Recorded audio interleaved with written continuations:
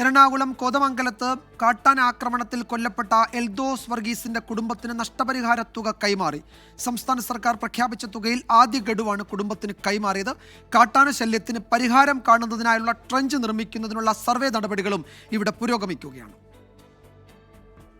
എൽദോസിന്റെ കുടുംബത്തിന് സംസ്ഥാന സർക്കാർ ധനസഹായമായി നൽകുന്ന 10 ലക്ഷം രൂപയിൽ 5 ലക്ഷം രൂപയുടെ ചെക്കാണ് പഞ്ചായത്ത് അധികൃതർ കുടുംബത്തിന് കൈമാറിയത്. ബാക്കിയുള്ള 5 ലക്ഷം രൂപ 27-ാം തീയതിക്ക് നൽകുമെന്ന് ജില്ലാ കളക്ടർ ഉറപ്പ് നൽകിയിട്ടുണ്ട്. 5 ലക്ഷത്തിന്റെ ചെക്കാണ് നമ്മൾ കൈമാറിയത്. 5 ലക്ഷത്തിന്റെ ചെക്ക് DF ഒപ്പിട്ടത് ജില്ലാ കളക്ടറുടെ കയ്യിലാണ് കൊടുത്തിട്ടുള്ളത്.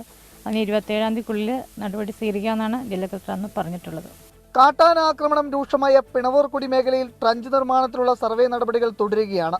നിർമ്മാണ പ്രവർത്തനങ്ങൾ വേഗത്തിൽ പൂർത്തിയാക്കണമെന്നാണ് നാട്ടുകാരുടെ ആവശ്യം. ഇപ്പോൾ 2 വർഷമായാലും ഇവിടെ റേഞ്ച് ആക്കാൻ ഇവർ പറച്ചിൽ തുടങ്ങിയിട്ട് ഞങ്ങൾ 1.5 കോടി രൂപ അങ്ങനെ അനുവദിച്ചുകൊണ്ട് ഇതുവരെയായിട്ട് നടന്നില്ലല്ലോ. സന്ധ്യയാകുമ്പോൾ ഞങ്ങൾക്ക് വീട്ടിൽ നിന്ന് പുറത്തിറങ്ങാൻ പറ്റില്ല. സന്ധ്യയാകുമ്പോൾ ആന അങ്ങോട്ടാണ് വരുന്നത്. 8 കിലോമീറ്റർ ദൂരപരിധിയിലാണ് ട്രഞ്ച് നിർമ്മിക്കുന്നത്. ഫെൻസിംഗ് സ്ഥാപിക്കുന്നതിനുള്ള നടപടികളും ഉടൻ ആരംഭിക്കുമെന്നാണ് വനംവകുപ്പ് അധികൃതർ വ്യക്തമാക്കുന്നത്. ട്രഞ്ച് നിർമ്മാണം ആരംഭിച്ചത് കുട്ടമ്പുഴക്കാർക്ക് ആശ്വാസമാണ്. പക്ഷേ ഈ നിർമ്മാണ പ്രവർത്തനങ്ങൾ എത്രയും വേഗത്തിൽ പൂർത്തിയാക്കണമെന്നാണ് ഇവരുടെ ആവശ്യം.